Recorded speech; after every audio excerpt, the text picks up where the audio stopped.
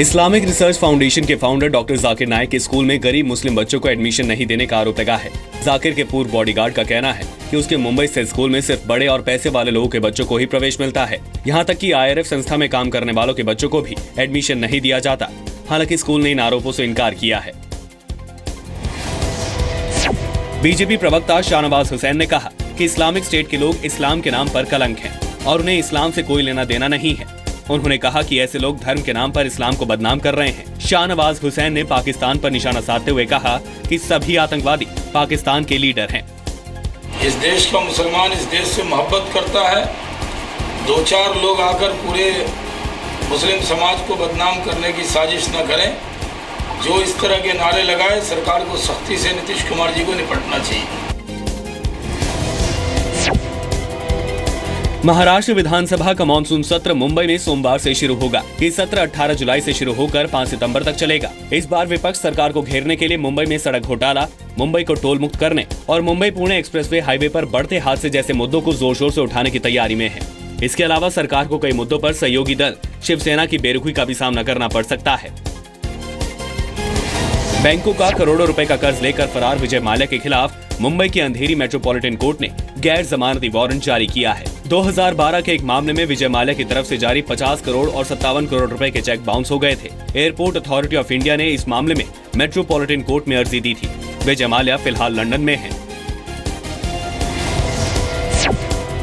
Gangster Sandeep Gadoli फर्जी encounter case में दिल्ली से गिरफ्तार कर मुंबई लाई गई दिव्या पाहुजा और उसकी मां को कोर्ट ने 20 जुलाई तक SIT की कस्टडी में भेज दिया है। पूछताछ में पता चला है कि गैंगस्टर संदीप गडोली को उसकी गर्लफ्रेंड दिव्या पाहुजा गोवा ले जाने वाली थी। गुड़गांव पुलिस पर आरोप है कि उसने 7 फरवरी को मुंबई के अंधेरी में संदीप गडोली का फर्जी एनकाउंटर किया था। इस मामले में गुड़गांव पुलिस के कई लोग पहले ही गिरफ्तार हो चुके हैं।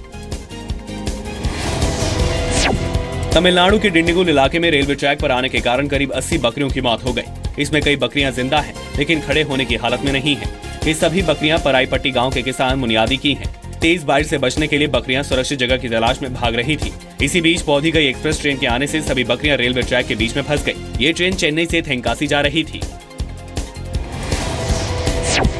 हिमाचल में महंगाई की मार ने लोगों की थाली से दाल गायब कर दी है। इस बार दाल की पैदावार कम हुई है, जिसकी वजह से शिमला में चने की दाल 120 रुपए किलो और राजमा 100 रुपए किलो बिक रहे हैं। यही हाल उड़द का भी है, जो एक हफ्ते पहले 90 रुपए किलो थी, अब 180 रुपए किलो मिल रही है। इसी तरह अन्य दालों की कीमत में भी 20 रुपए से 40 रुपए तक की बढ़ोतरी हुई है।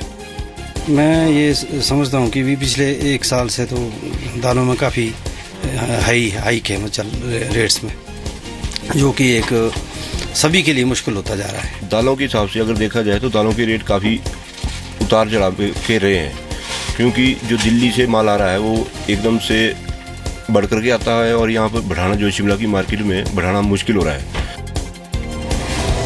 छत्तीसगढ़ के जशपुर जिले के चिकनी पानी गांव में पंचायत ने जबरन एक विधवा की शादी एक युवक से करा दी। ये युवक महिला के होटल में काम करता है।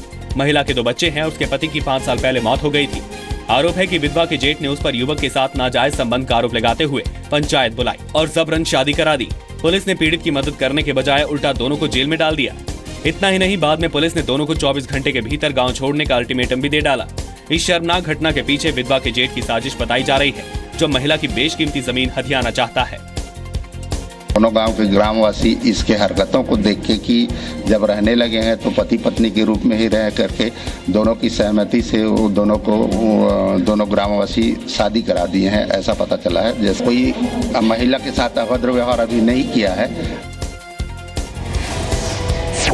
छत्तीसगढ़ के रायगढ़ में हाथियों के उत्पात की वजह से गांव के किसान रात भर जाग कर बिताने को मजबूर हैं। किसानों के मुताबिक हाथी फसलों को नुकसान पहुंचाने के साथ साथ किसानों की जान भी ले लेते हैं। किसानों को एक और फसल का नुकसान झेलना पड़ रहा है। दूसरी ओर वन विभाग से नुकसान के बदले मुआवजा भी बहुत कम मिलता है। वन विभाग हाथियों के उत्पात पर काबू पाने के लिए कुछ कर्मचारियों को ट्रेनिंग के लिए कर्नाटक भेजने की तैयारी कर रहा है।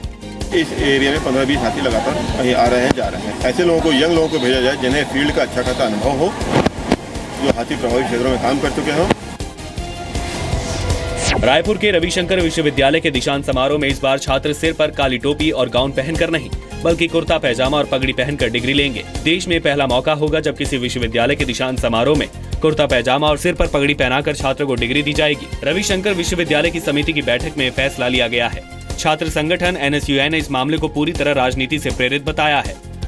रवि शंकर विश्वविद्यालय में जो वेशभूषा के नाम पे कुलपति के माध्यम से अखिल भारतीय विद्यार्थी परिषद राजनीति कर रही है। ये वेशभूषा के नाम पे राजनीति करना जो विश्वविद्यालय कर रहा है ये ठीक नहीं है। यानी इस वही शुरू से करना है कि डिग्री कैसे मिले, डिग्री जल्द कैसे मिले, लोगों इस पर ज़्यादा ध्यान देना चाहिए, वेशभूषा पर ज़्यादा ध्यान देना ही चाहिए।